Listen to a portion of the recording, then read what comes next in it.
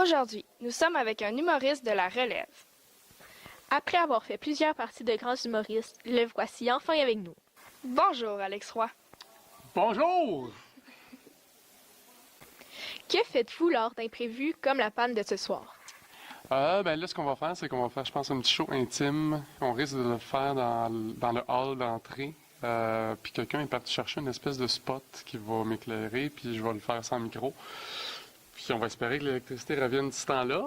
Parce que, tu sais, je fais un peu de performance, je fais du beatbox, puis sans micro, c'est plus ordinaire. Fait que, mais c'est la première fois. C'est la première fois en 12 ans que ça arrive. On va voir ce que ça va donner. Au secondaire, étiez-vous malcommode? Au secondaire, j'étais quand même tranquille, mais non, mais j'avais des bonnes répliques au bon moment. Tu sais, les profs me trouvaient drôle aussi. Fait que c'était pas genre, il est dérangeant, on le sort de la classe, quoique j'étais quand même sorti de la classe quelques fois, mais je pense que c'était des bons gags au bon moment. Fait que j'étais raisonnable, j'étais tranquille. Quels ont été vos pires et meilleurs mauvais coups? Mauvais coup que j'ai fait? Je suis pas un grand... Moi, je me suis fait faire des mauvais coups. Moi, je suis pas quelqu'un qui fait tant de mauvais coups.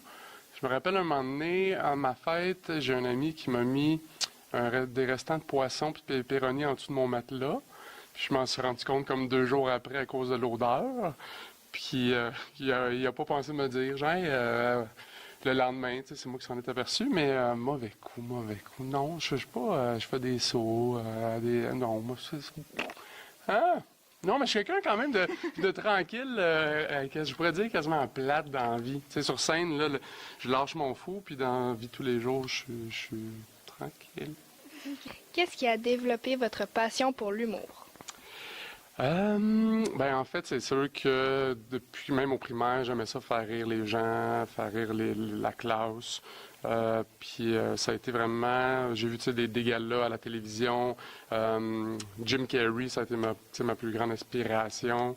Puis après ça, ben ça a été quand même long dans le sens que je savais que c'était quelque chose que j'aimerais peut-être faire.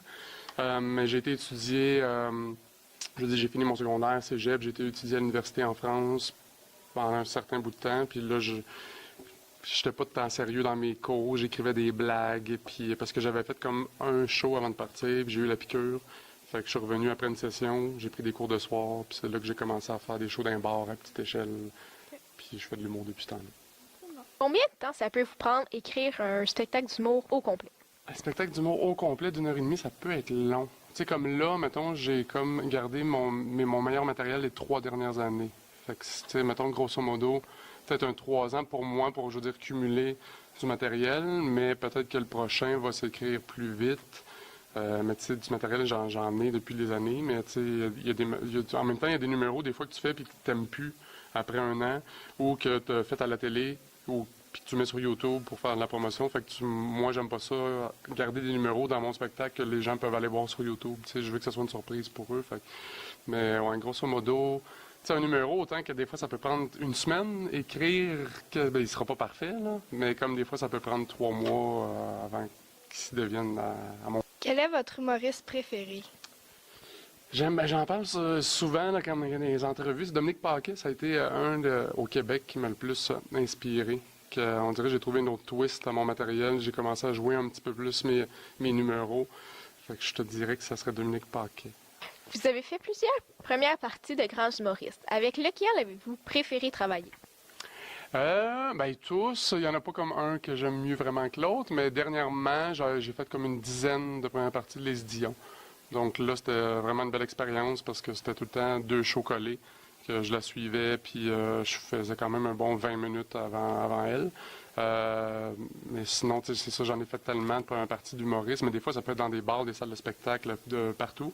Puis avec Les Dion, c'était vraiment dans des salles au moins de, tu sais, genre 500, 800 personnes. Fait que ça, c'était une belle expérience avec les... Cher public, j'aimerais savoir, est-ce que vous connaissiez Alex Roy avant de venir le voir ce soir? Non, c'est vraiment avec l'annonce du spectacle que j'ai connu. J'étais allé voir un peu sur Internet qu'est-ce qu'il faisait, puis que c'est ce soir vraiment que j'apprends à le connaître. Non, je ne connaissais pas. Pas du tout. C'est ma belle-sœur, d'ailleurs, qui m'a dit « Ah, tiens, c'est une nouvelle humoriste, attends-tu d'y aller? » Ben, je dis « Ben oui, on va le connaître. » Puis je pense que c'est une bonne affaire. Que je le connaisse, il va sûrement aller loin. Qu'appréciez-vous chez les humoristes de la relève? C'est qu'ils ont le défi d'être original. C'est ça que j'aime chez les humoristes de la relève. S'ils veulent se démarquer, il faut qu'ils soient original. Ça permet de découvrir des nouvelles choses, d'autres expériences. Donc, c'est d'autres styles d'humour qu'on ne voit pas nécessairement avec les humoristes qui sont plus connus. Pourquoi aimez-vous cet humoriste? Ben écoute, c'est tout nouveau pour moi parce que je le connaissais pas. Puis finalement, je le trouve quand même assez drôle. Puis, et comme on est dans un espace qui est différent d'habitude, ben c'est encore plus drôle. Ben, je commence à le connaître. Je le connaissais pas avant, je l'avais jamais vu avant en show. Mais je dois dire que j'apprécie beaucoup ma soirée en ce moment. Alex Roy est un artiste très généreux car il a décidé de faire son spectacle malgré la panne de courant. C'était Jasmine Dubé, Florence Mallette et Tania Bégin pour les 4 scènes. N'oubliez pas de vous abonner à notre chaîne YouTube Production Ado Média.